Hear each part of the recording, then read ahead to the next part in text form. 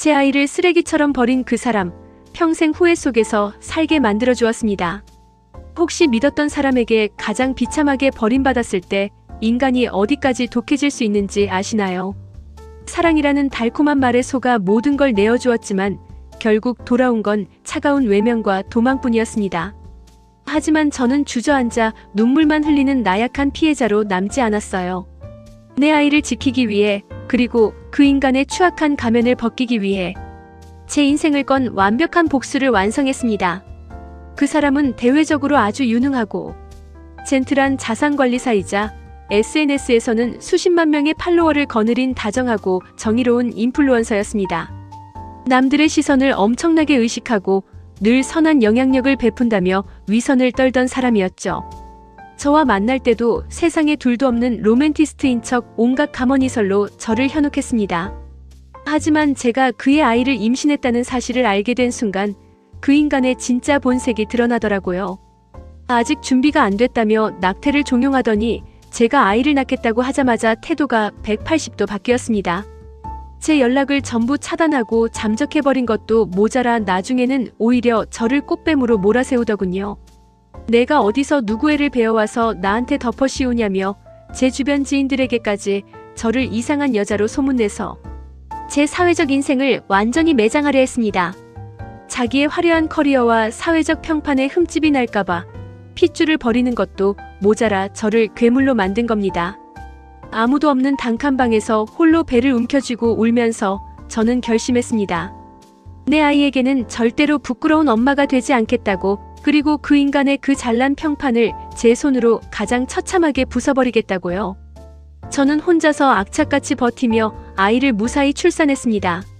아이가 태어나자마자 가장 먼저 한 일은 당연히 합법적인 친자 확인 유전자 검사였습니다. 검사 결과는 99.99%, 숨길 수 없는 그 인간의 핏줄이었죠. 진짜 복수는 이제부터 시작이었습니다. 어설프게 사생활 폭로를 하면 법적으로 명예훼손에 걸려 제가 불리해질 수 있다는 걸 잘 알고 있었거든요. 법을 아는 놈들은 법으로 밟아주는 게 가장 확실합니다.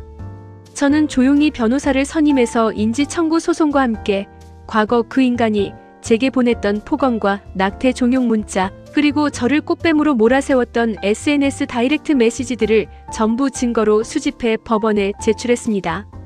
그 와중에도 그 인간은 법원의 유전자 검사 명령을 요리조리 피하며 시간을 끌고 뒤로는 로펌을 동원해 재산을 은닉하려고 잔머리를 굴리더군요. 자산관리사답게 자기 명의의 재산을 지인들과 가족들 명의로 교묘하게 돌려놓는 모습을 제 레이더망에 딱 걸렸습니다. 제가 누굽니까가 그 인간의 자산 포트폴리오와 주거래 은행을 누구보다 잘 아는 사람입니다. 저는 그 인간이 재산을 은닉하는 모든 계좌 흐름과 차명, 자산 내역을 역추적해서 법원에 실시간으로 증거를 들이밀었습니다.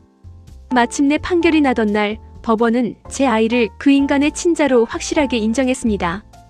그리고 그동안 밀린 과거 양육비와 향후 성인이 될 때까지의 양육비를 역대 최고 수준으로 지급하라는 명령을 내렸죠. 재산을 숨기려던 꼼수도 전부 적발되어 가산세와 함께 금융감독당국의 조사까지 받게 만들었습니다. 하지만 돈 몇 푼 받아내는 걸로 제 복수가 끝났다면 시작도 안 했을 겁니다. 그 인간이 목숨보다 아끼던 건 바로 사회적 평판과 이미지였으니까요. 저는 그 인간이 업계에서 가장 큰 상을 받고 대형 투자자들 앞에서 강연을 하기로 예정된 컨퍼런스 당일을 디데이로 잡았습니다. 강연장에 수많은 기자와 자산가들이 모여들었을 때 저는 아이를 품에 안고 당당히 정문으로 걸어 들어갔습니다. 그리고 대형 로비 스크린에 법원의 친자 확인, 판결문과 그간 그 인간이 저지른 파렴치한 행각이 담긴 판결 서류들을 대대적으로 띄웠습니다. 동시에 그 인간의 SNS 라이브 방송, 댓글창과 업계 커뮤니티의 합법적인 법적 사실만을 근거로 한 성명서를 일제히 배포했습니다. 무대 위에서 마이크를 잡고 있던 그 인간의 얼굴이 순식간에 하얗게 질려버리더군요. 투자자들은 사기꾼이라며 소리를 질렀고 기자들의 카메라 플래시가 사방에서 터졌습니다. 정의로운 척, 다정한 척하며 쌓아 올린 가짜 인생이 단 몇 분 만에 완전히 무너져 내리는 순간이었습니다. 결국 그 인간은 업계에서 완전히 퇴출당했습니다. 맡고 있던 모든 자산관리 계약은 파기되었고 수십억 원에 달하는 손해배상 청구 소송에 휘말렸습니다. 게다가 재산 은닉과 세금 탈루 혐의까지 더해져 결국 검찰의 구속 수사를 받게 되었죠. 이제 그 인간에게 남은 건 아무도 찾지 않는 차가운 구치소 방과 평생 따라다닐 파렴치한 아동 유기범이라는 낙인뿐입니다. 한때는 책임을 피해 도망치면 모든 게 끝날 줄 알았겠지요. 하지만 자신이 버린 아이의 존재가 결국 자신의 목에 가장 날카로운 칼날이 되어 돌아올 줄은 꿈에도 몰랐을 겁니다. 죗값은 반드시 부메랑처럼 돌아오게 되어 있습니다.